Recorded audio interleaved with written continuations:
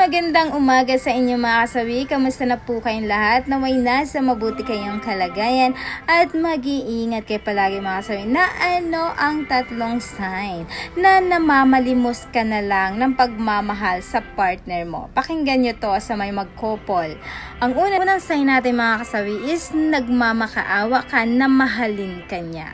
Kapag ka ang isang babae o isang lalaki, kapag ka mahal na mahal pa nyo ang isa't isa, alam nyo ba, hindi mo kailangan ipalimos siya na mahalin ka niya, sabihan mo siya ng I love you, mahal na mahal kita, yung hindi kita iiwan, ikaw lang yung buhay ko, promise, andito lang ako para sa'yo.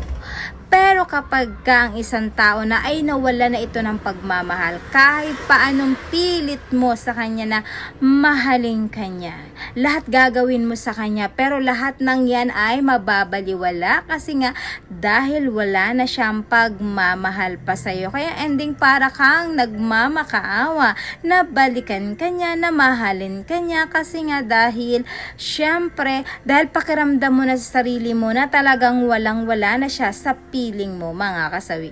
Ayan yung ating una na sign. Ang pangalawa mga kasawi is nagmamakaawa ka na suportahan ka niya. Kapag kakagaya ng dati, lahat sinusuportahan ka, lahat gagawin niya, ipaparamdam niya sa'yo na andyan yung presensya niya, na andyan siya tuwing kailangan mo siya, kahit di mo siya kailangan, pinupuntahan ka niya, sinasamahan ka sa lahat. Pero kapag wala na talaga mga kasawi, alam nyo ba, ito yung pinakamasakit na parte. Halos lahat luluhod ka lang. Para lang sabihin mo na suportahan mo ako sa gusto kong gawin. Pero ang gagawin niya, hindi niya ito gagawin sa'yo. Itutulak ka niyang papalayo. Ang gagawin niya sa iyo, hahayaan ka na lang niya. Hindi ka niya susuportahan sa lahat ng gusto mong gawin. Hindi ka na rin niya pagbibigyan pa sa lahat ng hinihingi mo sa kanya. Kahit man ito ay sa mental or sa advice na gusto mo na ano ang mangyari ba sa in the future nyo. Wala na siyang gagawin. Hindi na siya mag-e-effort sa iyo mga kasawi. Yung ating pangalawa na sign. Ang pangatlo mga kasawis, hindi ka na niya matingnan ng diretso. Alam nyo, ito yung pinakamasakit. Kapag kamahal nyo pang isa't isa, halos mamatay-matay kayo sa kinikilig kapag ka nag-eye to eye contact kayo. Yung para bang wala na kayong nakikitang ibang tao. Tapos lahat ng pagmamahal mo parang damang-dama mo tuwing kayo ay magkakatitinginan at magkatitigain. Pero kapag ka wala na talaga, alam mo ba, halos hindi ka niya matingnan ng diretso. Halos hindi ka na niya matingnan pa ng husto. Kasi nga ayaw ka na niyang makita, ayaw ka niya na nakakasama, at talaga bang parang feeling mo hindi na kayo magkakilala pa at hindi kayo nagkamahalan pa dalawa mga kasawi.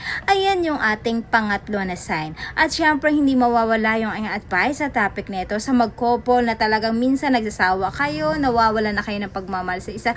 Balikan niyo kung kailan kayo nagkakilala, kung paano mo siya niligawan, kung paano mo siya sinagot, para naman hindi na kayo malalayo ng landas at gumanda ang inyong relasyon.